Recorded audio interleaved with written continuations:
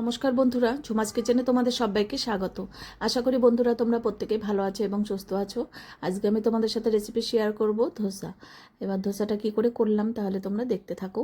এবার দেখো, আগের দিন রাতে আমি এই সেদ্ধ চাল, যে আমরা ভাতের চালটা খেয়ে থাকি, সেই চাল আর বিউলির ডাল এটা নিয়েছি, আর হাফ চামচের মতন মেথি নিয়েছি, ভিজিয়ে রেখেছিলাম রাতে। রাতে ভিজালে দেখবে খুব তাড়াতাড়ি সেটা পেস্ট হয়ে যাবে। মানে এক বাটি চাল নিলে হাফ বাটি বিউলির ডাল নিলেই কিন্তু হয়ে যাবে। এবার আলুটা সেদ্ধ করে নিয়েছি আগে থেকে, আর গাজরগুলো ডুমো ডুমো করে ছোটো ছোটো করে কেটে নিয়েছি। এবার সর্ষের তেল দিয়েছি, এবার দিলাম সর্ষে, আর দিলাম দুটো শুকনো লঙ্কা চিড়ে দিয়েছি, আর কারি পাতা। কারি পাতা তোমাদের কাছে ফ্রেশ থাকলে দিয়ে দেবে, আমি সবসময় এভাবে শুকিয়ে রাখি, তাহলে দেখবে ডিপ ফ্রিজে রেখে দিলে ওটা কিন্তু সারা বছরই ভালো থাকে।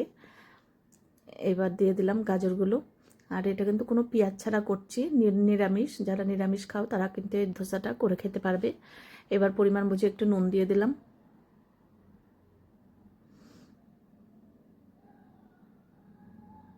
এবার আমি পেস্ট করে নিয়েছি, হাফটা পেস্ট করেছি আর বাকিটা আবার করব এখন।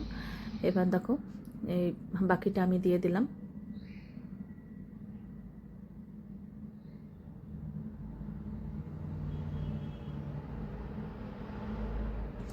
আর ঝালের জন্য একটা কাঁচা লঙ্কা দিলাম, আর কয়েক কোয়া আদার টুকরো। এবার অল্প জল দিয়ে পেস্ট করব। এবার দেখো পেস্ট করা হয়েছে, ঢেলে নিলাম।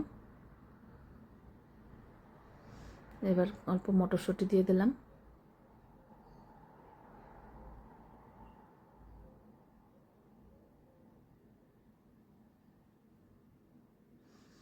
এবার গাজরগুলো কিন্তু ভাজা হয়ে গেছে, সেদ্ধ হয়ে গেছে। এবার ওই আলুটাকে আমি এটা ম্যাশারের সাহায্যে ম্যাশ করে নিয়েছিলাম, এটা দিয়ে এবার একটু ভালো করে কষিয়ে নেব।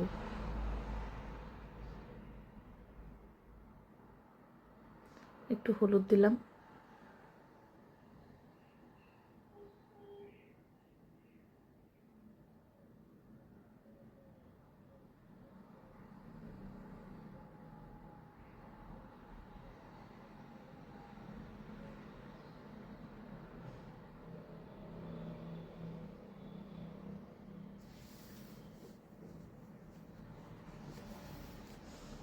এবার আর একটু নুন দিলাম।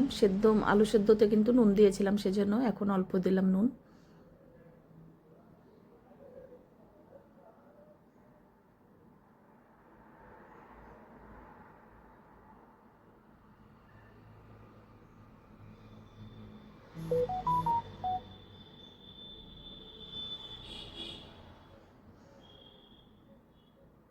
আলুটা কিন্তু এবার হয়ে গেছে।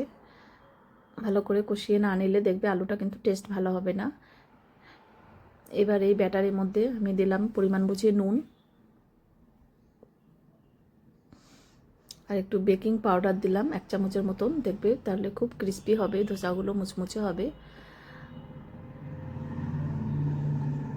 এবার অল্প অল্প জল দিয়ে ব্যাটারটাকে এবার রেডি করতে হবে। খুব বেশি ঘনও করব না, বা খুব বেশি পাতলাও হবে না। তোমাদের যদি সুন্দর সুন্দর রেসিপি পেতে চাও তাহলে আমার ইউটিউব চ্যানেলটি অবশ্যই সাবস্ক্রাইব করে রেখো, আর যদি ফেসবুক থেকে দেখো পেজটিকে ফলো করো, তাহলে আমি যখনই যা নিত্য নতুন ভিডিও আপলোড করব নোটিফিকেশন তোমাদের কাছে সঙ্গে সঙ্গে পৌঁছে যাবে।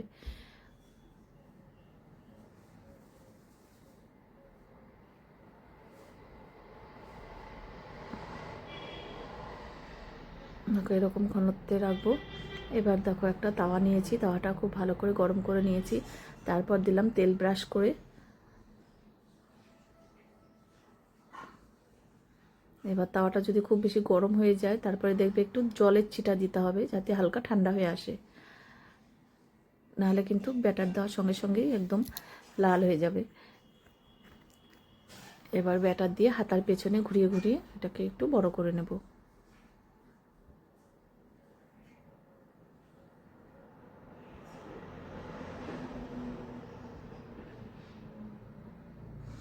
এবারে উপরটা একটু শুকিয়ে যাওয়ার পর এভাবে তেল ব্রাশ করে দেবো, সাদা তেল।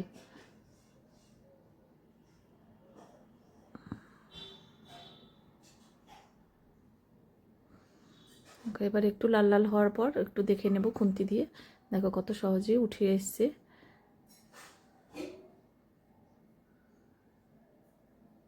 এবার অপর পাশটা উল্টিয়ে এই পাশটা একটু ভেজে নেব, তাহলে দেখবে খুব মুচমুচে হবে।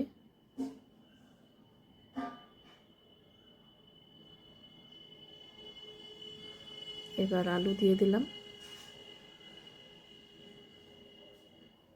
মশলা ধোসা একদম রেডি।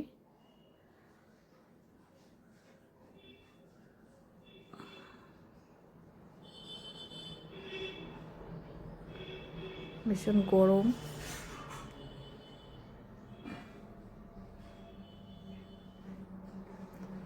এই ধোসার সাথে সার্ভ করার জন্য চাটনি, নারকেলের চাটনি আমি অনেকবার তোমাদের সাথে শেয়ার করেছি, এবার আর করলাম না।